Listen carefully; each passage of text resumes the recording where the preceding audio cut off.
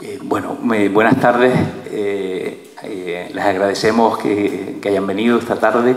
Agradecemos también al Ateneo de La Laguna su hospitalidad.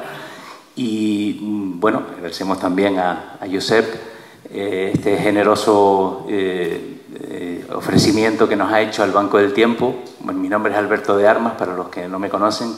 Coordino el Banco del Tiempo del área metropolitana de Tenerife.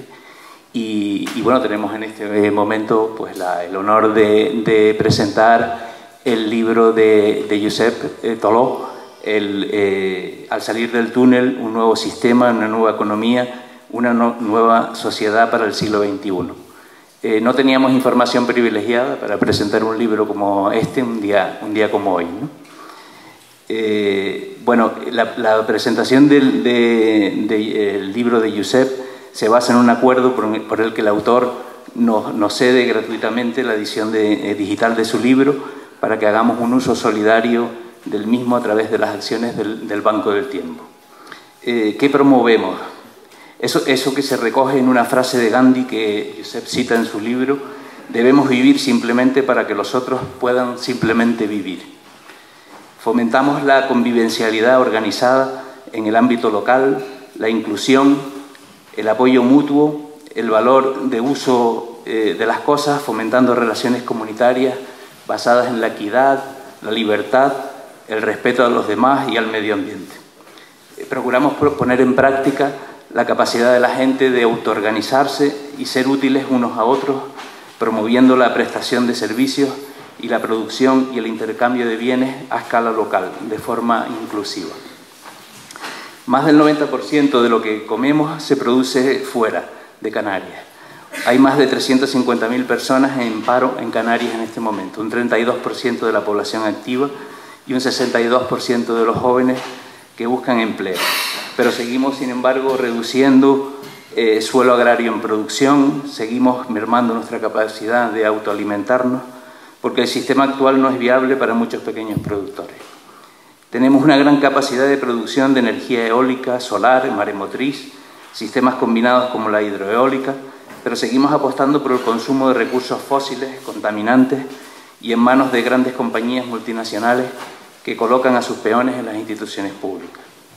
Nos obsesionamos por la productividad, producir más en menos tiempo y con menores costes, con menos trabajo, con menos gente. ¿Para qué? Para que cada vez más gente se vea excluida mientras se empeoran las condiciones laborales de los que trabajan, mientras otra parte se enriquece generando deuda. Vivimos en un lugar de gran calidad ambiental, natural, paisajística, cultural, y nos empeñamos en destruirlo, produciendo no lugares estandarizados y espacios degradados. ¿Qué sistema es este?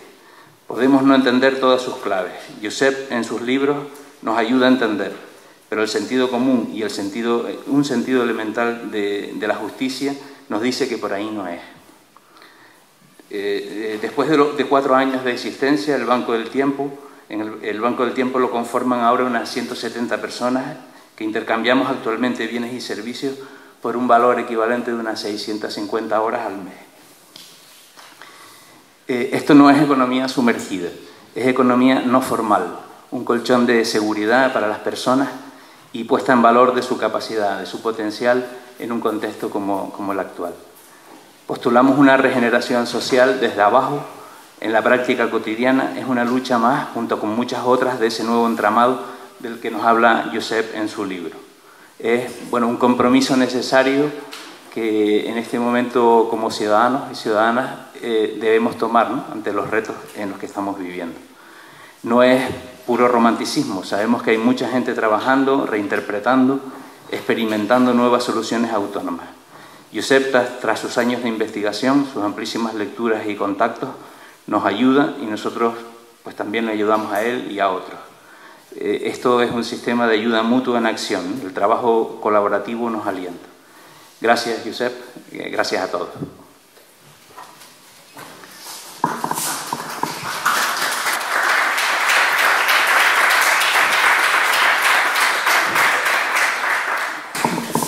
Sí, hola, buenas tardes.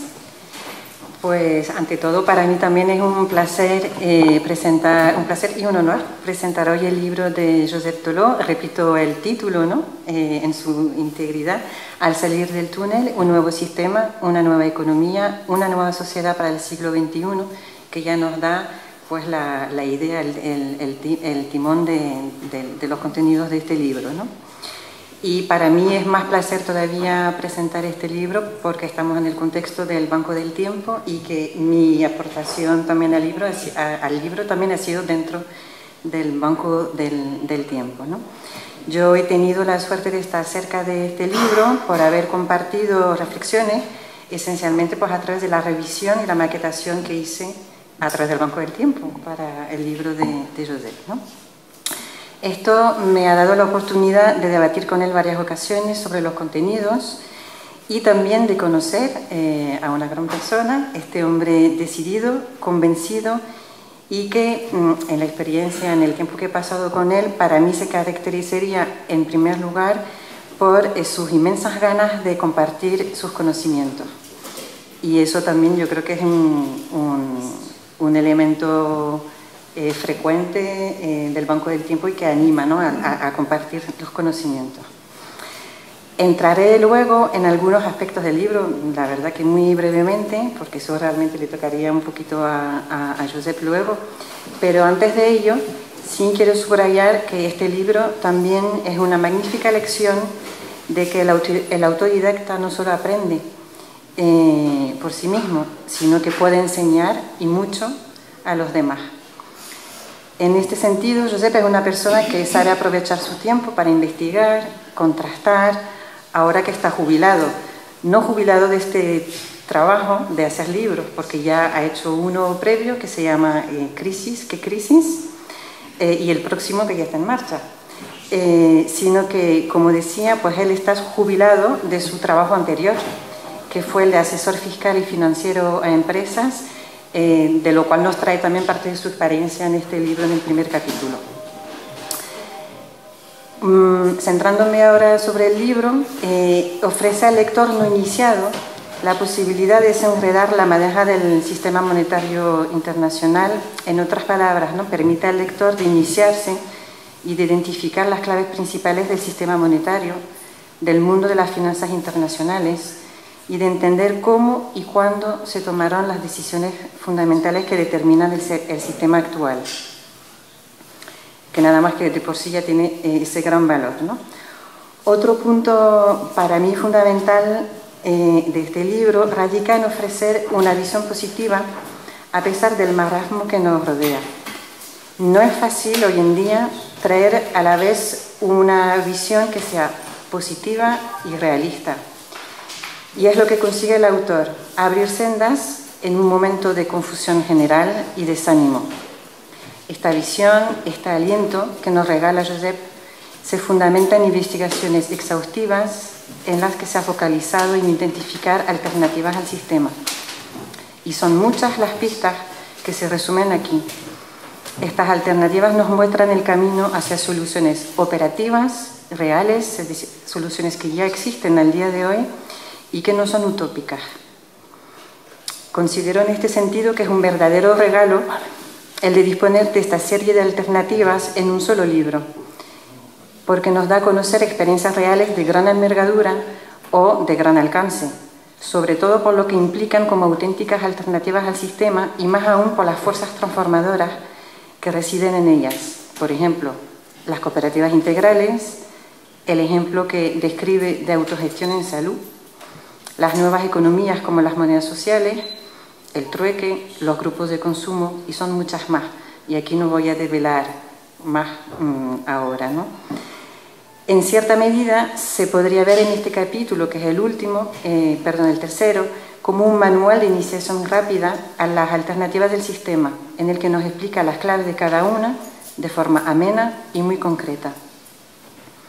Además, para el lector que quisiera saber más, al final del libro aparece una lista de enlaces que permiten directamente pues, informarse sobre cada uno de estos nuevos caminos. O sea, para finalizar, que esta obra transmite optimismo, pero de forma cautelosa. porque el propio autor refleja que cavar otro camino va a suponer mucho trabajo y compromiso para desarrollarlo. En fin, gracias por tu libro, que a mí misma me ha dado luz también al final del túnel.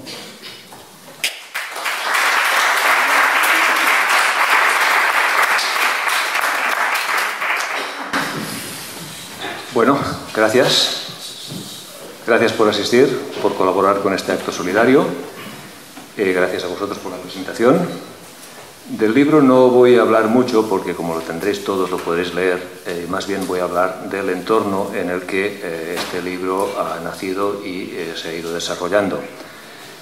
Y también un poco de lo posterior, que es que el libro se terminó de escribir a final de diciembre.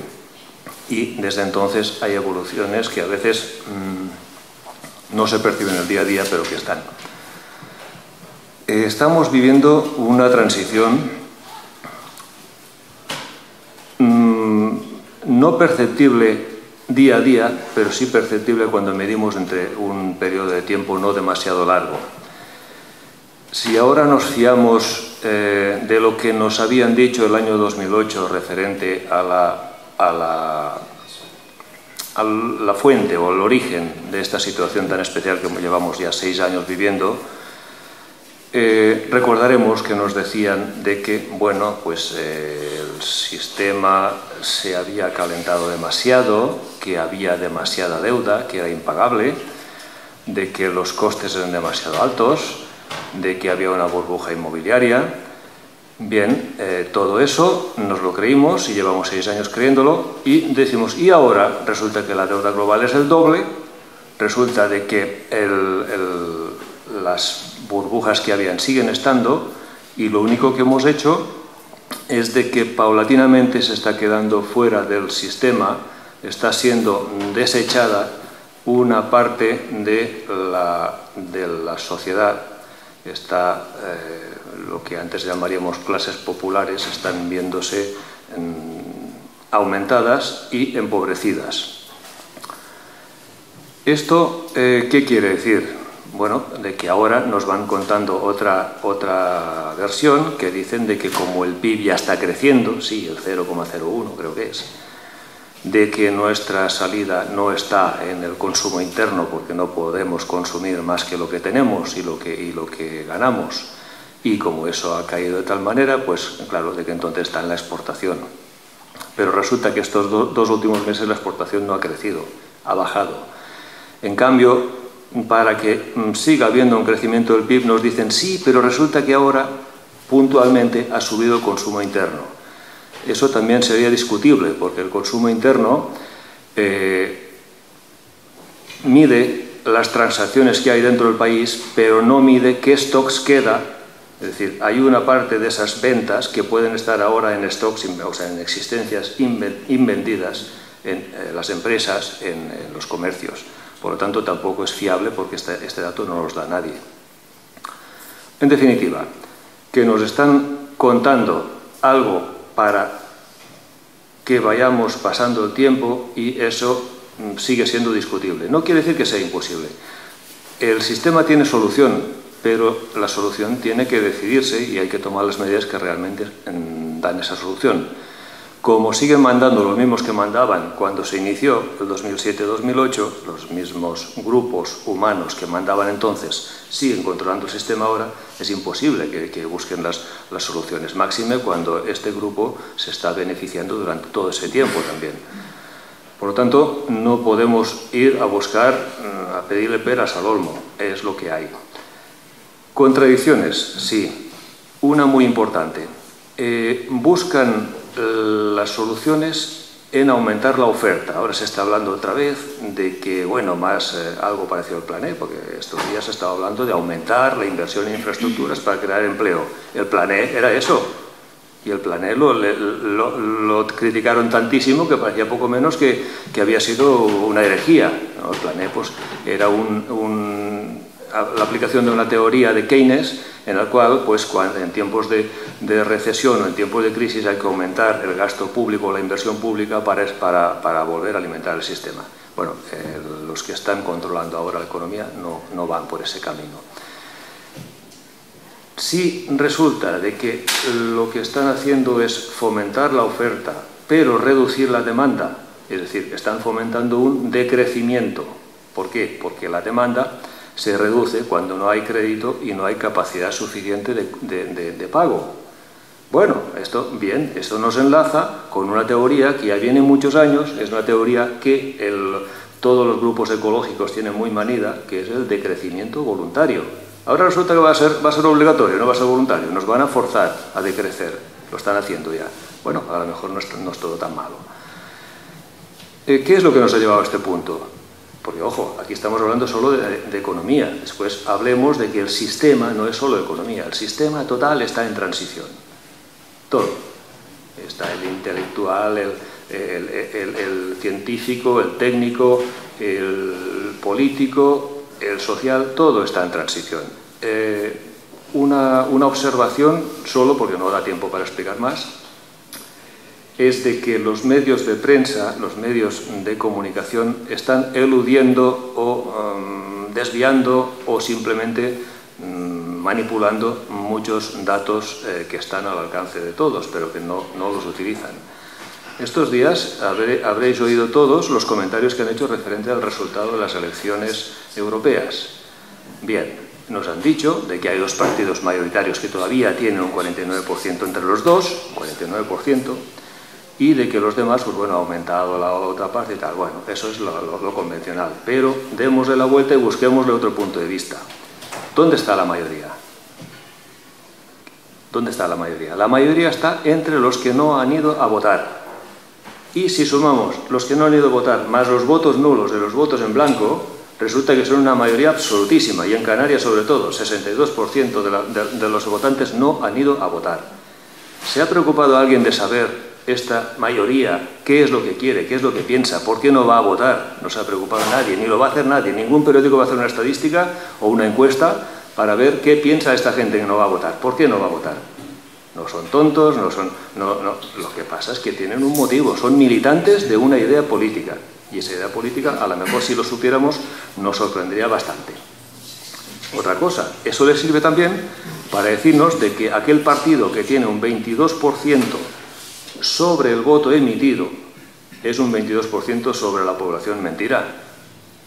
Es un 10% o un 10 o un 11%, si descontamos, incluso si descontamos el voto nulo y el voto en blanco, no llega al 10% del censo.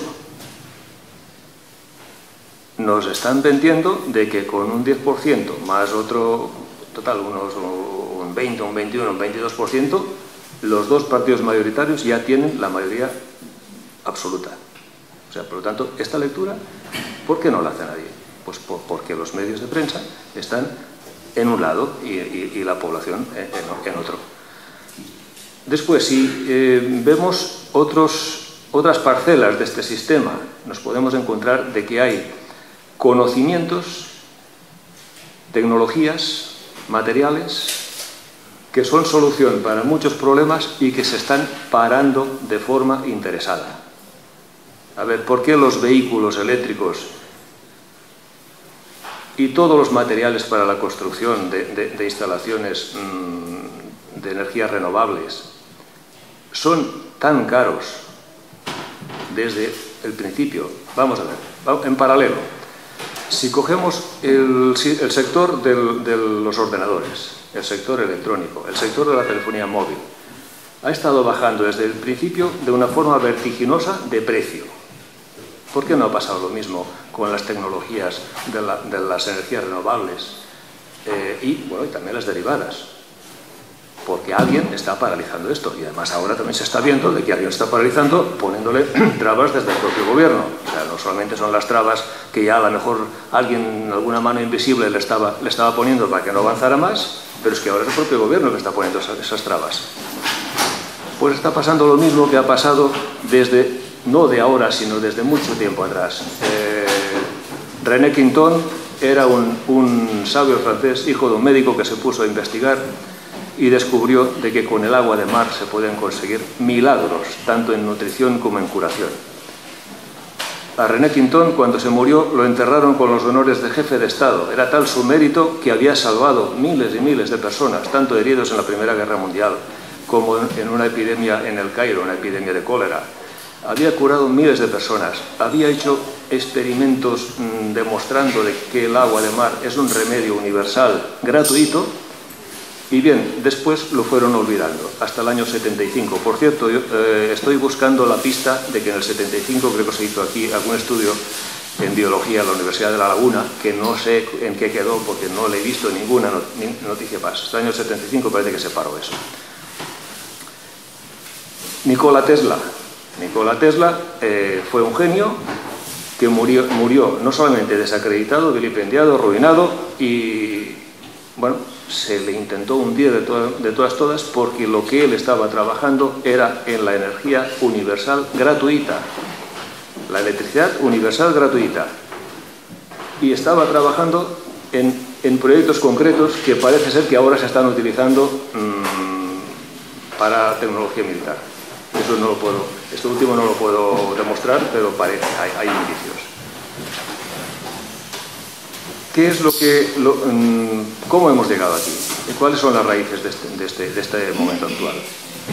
Después de la Segunda Guerra Mundial, se hizo un gran esfuerzo para que nunca más pudiera haber otra barbaridad como esta, otro desastre como el de la Segunda Guerra Mundial. Se pusieron en marcha una serie de organismos, muchos, con esa intención. A partir de ahora ya no habrá injusticia, ya no habrá un país que quiera dominar a otro país, y ya, bueno, esto no va a pasar nunca más. Bien, de allí sale, por ejemplo, el Sistema Monetario Internacional, que es el que vamos a seguir ahora, porque de ahí salieron también otras cosas. Salieron organizaciones para la salud, para el trabajo, para la economía, monetario, para todas las parcelas de la vida. Muchos de ellos no hicieron absolutamente nada, porque vamos a ver, si hubiera habido una Organización Mundial del Trabajo eficiente, ¿sería posible lo que está pasando ahora, esta práctica, esta competencia desleal, que un trabajador en un país que cobra 20 euros al mes, 30 euros al mes, compita legalmente con países donde los salarios están más o menos en función del medio de vida o del coste de vida de ese país? Eso sería imposible si hubiera funcionado estos mecanismos. Pero una vez puestos en marcha se les empezó a poner trabas. El único que ha funcionado bien ha sido el que liberalizaba el movimiento de capitales, de mercancías y no de trabajadores. Ese lo han engrasado totalmente. Hasta tal punto de que el sistema monetario, que en principio se hizo, había dos teorías, una de ellas fue descartada porque era de un país que no era la potencia dominante en ese momento, era la potencia que estaba en declive, y prevaleció el sistema de la potencia que ya era dominante. Se adoptó el dólar como moneda universal, con el que obligatoriamente se tienen que valorar y cotizar las materias primas, las mercancías en los mercados internacionales, y esta moneda estaba anclada a su valor en oro. Es decir, el Tesoro norteamericano emitía la moneda en dólares equivalente al oro que tenía depositado. Es decir, esa moneda representaba un valor real y no podía emitir más moneda que por el oro que tuviera. Y el precio de ese oro en dólares era un tipo fijo, era un precio fijo, no se podía alterar. En cambio, lo que sí podía fluctuar era el cambio de las demás monedas con el dólar. Porque pasó un tiempo en el que eso funcionaba bien, pero habían desequilibrios, muchos desequilibrios. Y llegó el momento que la propia potencia dominante no podía hacer frente a esos desequilibrios, y entonces, de forma unilateral, se desentendió de su obligación de tener depositado en oro el valor de la moneda que emitía. A partir de entonces se convirtió la moneda valor, que era la moneda oro, pasó a ser moneda deuda, hasta el punto que en la última fase la moneda que se emite, tanto desde los bancos centrales como de los propios bancos, en lugar de respaldar su valor en un metal escaso como es el oro u otro valor, se representa el compromiso de pago del deudor, es decir, moneda deuda. Quiere decir, si la emisión de 1.000 euros deuda de 1.000 euros.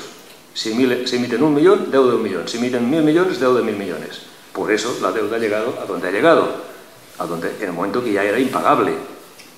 Y lo sigue siendo. Eso no ha cambiado. Ahora, ¿qué más ha pasado? De que en ese proceso las masas de dinero, como se emitían a voluntad de los que tenían el dominio, no se distribuía. Lo que se hacía es concentrarlo en muy pocas manos. Esas pocas manos han ido asaltando al poder, han ido controlando los gobiernos, los estados, las elecciones. Han ido teniendo el control real, no solo de la economía, sino de la sociedad. Y ha pasado otra cosa. Como estas personas o este grupo reducido lo que quería era dominar el mundo y obtener beneficio, ha ido concentrando los medios de producción en unas empresas cada vez más grandes y menos numerosas, o sea, por ventas, fusiones, compraventas, por diferentes métodos, han ido creando unos oligopolios de todos los sectores. Esos oligopolios existen ahora y aquí en España los sentimos, no solo los vemos, sino los sentimos. Estamos hablando del oligopolio energético, estamos hablando del oligopolio bancario, el oligopolio farmacéutico, o sea, todos. Es que incluso el turístico, porque ese parece que se nota menos, no se habla de él, pero los turoperadores también son un oligopolio, que pueden hundir un país y levantar a otro si quieren. Con dejar de mandar turistas a un país y mandarlos a otro, pueden hundir a uno y levantar a otro. Eso nos ha llevado principalmente a la situación en que estamos ahora. Dices, ¿tiene solución eso? Sí que tiene solución. Lo que pasa es que para tener solución tienen que tomarse las medidas que lo solucionan. Y mientras siga la misma teoría económica siendo la que prevalece, vamos a seguir así. Es decir, habrá aquel grupo dominante que le seguirá yendo mucho mejor, porque ya le va bien, y habrá una población que irá aumentando gradualmente, que quedará descartada. ¿Descartada de qué? Pues de la economía, del trabajo primero. Porque claro, cuando dicen si aumenta el PIB, aumentará el trabajo. No, porque como también se quiere aumentar la productividad, se aumenta el PIB hasta el punto de que ya se produce todo lo que se puede consumir en el mundo y ha disminuido el trabajo porque se ha automatizado. Entonces resulta, vamos a crear más producción. Sí, más producción. ¿Para qué? Hasta cuando se pueda vender, ¿no? Vale, cuando se pueda vender toda. Pero resulta que esa más producción se hace con menos mano de obra, con menos empleo. Estas personas que van quedando descartadas no pueden quedar en la cuneta. Y la forma de que no haya un estallido, de que reviente todo, que eso no conviene a nadie, es de que estos colectivos, estas personas, tienen que empezar también a pensar por sí mismas qué pueden y qué no pueden hacer.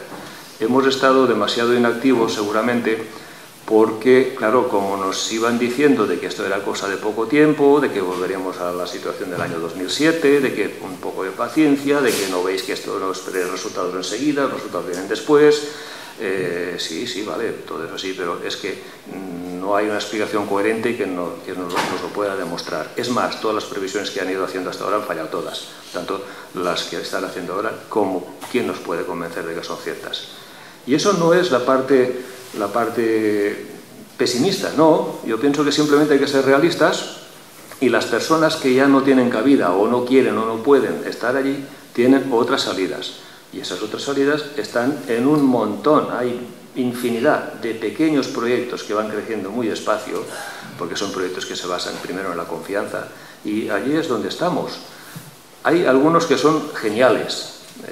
Os puedo decir, por ejemplo, las cooperativas integrales. Las cooperativas integrales, funcionando ya, puede ser más de 30, igual más de 50, porque se han extendido además a otros países, no solamente en España. Son todo un sistema económico, político y social. Es decir, es un grupo de personas que generan un sistema público porque es abierto, porque se pueden incorporar más personas, porque su vocación es accionar no solo entre sus socios, sino también en el entorno. ¿Y en qué se basa? En que lo que hay que hacer es primero solucionar lo imprescindible, solucionar las necesidades vitales. Si esto lo unimos al decrecimiento, que es que no hay que volver a caer en el consumismo desaforado que nos ha llevado donde estamos, porque nos acabamos cargando el planeta, acabamos encareciendo los productos por excesivo consumo. Llegará un momento en que entre la contaminación y la falta de materias primas y la especulación con los alimentos nos va a dejar que no podremos vivir en este planeta bien. Cuanto más gente se pase al otro lado, mejor será. Las cooperativas integrales son una buena fórmula, pero es que hay muchas más. Hay grupos de consumo, o sea, que se agrupan para producir y consumir las mismas personas. Es decir, un grupo que es capaz de producir todo lo que necesitan y al mismo tiempo ese mismo grupo lo consume. Es más, este grupo, en este momento la Administración no sabe cómo tomarlo, porque dirían, bueno, ¿es una actividad empresarial? No, no lo es, porque no venden nada. Ellos producen para sí mismos, igual que un cabeza de familia que es capaz de hacerse un trabajo en su huerto, si no lo vende no es una actividad empresarial. Pues bien, en lugar de hacerlo este solo, lo hace con un grupo de personas conocidos y puede llegar a solventar las cuestiones más, las necesidades, las apremiantes. ¿Qué pasa con la salud? Lo mismo. El sistema sanitario nos está expulsando. Nos expulsa de diferentes maneras. El público estoy hablando. No, el otro no nos expulsa, pero tampoco nos atiende bien. El sistema sanitario público nos expulsa por la vía de las demoras en atendernos bien y por la vía del encarecimiento de su servicio. Si te tienes que pasar al privado, no tendrás más garantías y cuando hay alguna cuestión realmente importante te van a revertir otra vez al público, porque este es un negocio, no son hermanitas de la caridad. Bien, pero hay todo un sistema terapéutico que ahora precisamente, hace pocos meses, la Organización Mundial de la Salud ha recomendado a los estados a que la hagan oficial y que la asuman dentro de su sistema público de salud, porque sea la forma de desatascar los hospitales y atender a la gente sin ningún tipo de efectos secundarios, porque hay más de 60 terapias naturales. Algunas son más conocidas, otras menos, algunas pues merecerán más confianza porque alguien conoce a alguien que las haya utilizado y han ido bien. El problema es que, claro, al no estar hasta ahora normalizadas desde el punto de vista oficial, pues no te encuentras textos, no te encuentras información, no encuentras fácilmente un cuerpo teórico que te dé confianza en ese tipo de terapias. Nos vamos con la energía, lo mismo. Hoy estamos en que cada uno se puede montar su instalación energética para su domicilio y rescindir el contrato de la compañía eléctrica. ¿Qué pasa? Que dirán, esto no es legal. Bueno, no es legal. A ver, ¿qué es legal aquí? ¿Qué es legal y qué es legítimo?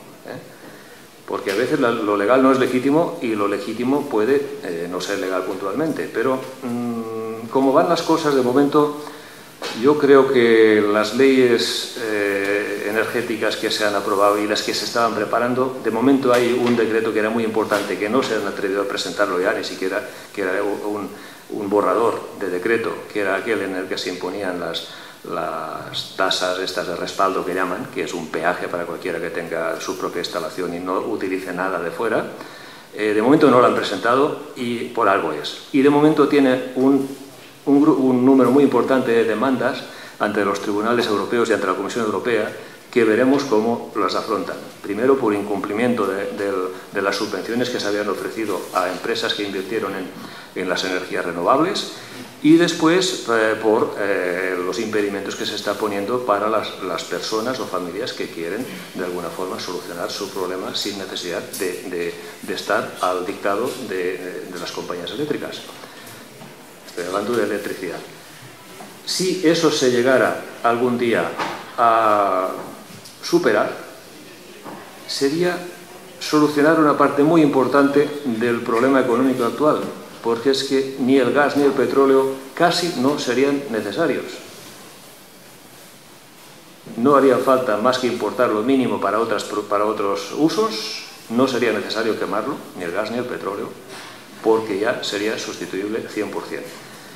¿Qué pasa? De que cuando se habla de eso, siempre se habla en dos frentes. Hay técnicos muy bien pagados que cobran fortunas por decir de que eso es mentira, de que no hay bastante energías renovables, de que es imposible, de que nunca llegarán a cubrir la totalidad, de que la energía barata es la nuclear, de que, bueno, eso ya lo sabemos, esa teoría nos lo vienen contando hace mucho tiempo.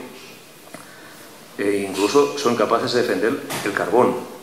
Carbón, algo más contaminante que el carbón, no creo que haya. Pues bien, aún defienden el carbón. Y después utilizaron a los mineros del carbón cuando se lanzaron a la calle porque iban a perder su trabajo. En lugar de darles un trabajo en otra economía de energías renovables, que hubiera sido lo normal en aquellos tiempos, pues no, les echaron a la calle para que fuera un justificante de que hay que seguir consumiendo carbón y contaminando, y encareciendo, y subvencionando lo demás. Pues va así.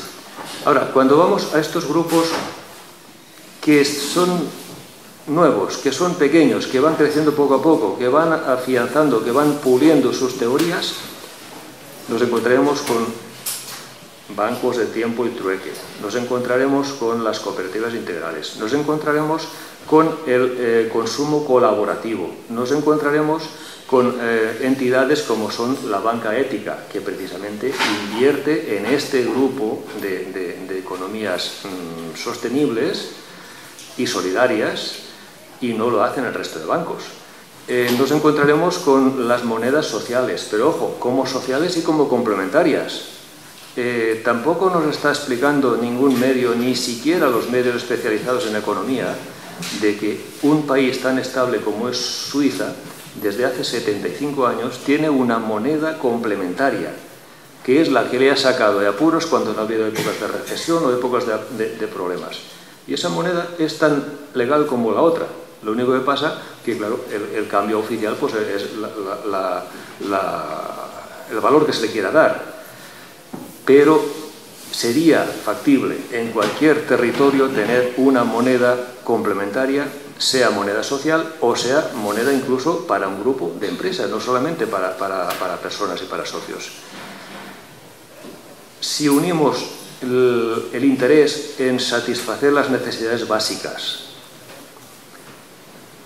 la necesidad de bajarnos de aquel desarrollismo salvaje que solo es depredador, solo consume, contamina, destruye y no nos hace más felices, está demostrado. Yo pienso de que esta parte de población que de alguna forma queda al margen o al lado o interrelacionada relativamente, pero solo, claro, al margen totalmente nunca estará, pero sí que queda bastante desatendida, encontrará recursos para poder salir adelante y a lo mejor dentro de 20 años se agradece que hayamos tenido un periodo así. Es posible. Y no solamente es en España, porque ahora es el mundo entero el que está en ebullición. También podría pasar otra cosa, de que sea la política la que corrija el sistema. Sí, eso es posible. Nos encontraremos con dos cosas. Lo que es la política de cada país y la política de aquellas organizaciones donde cada país ha entrado, y la geopolítica, que esta es mucho más sucia, más cruel, más sanguinaria y además no es transparente. Si queremos saber qué es geopolítica, pues tenemos que ir a Egipto, tenemos que ir a Líbano, Siria, a Ucrania, a Libia. Eso es la geopolítica. Venezuela. Bueno, sí, es una incógnita, porque claro, al no ver transparencia, nunca se sabe cómo puede reaccionar. Por lo tanto, eso son posibilidades, nunca se sabe. Lo iremos viendo con el tiempo.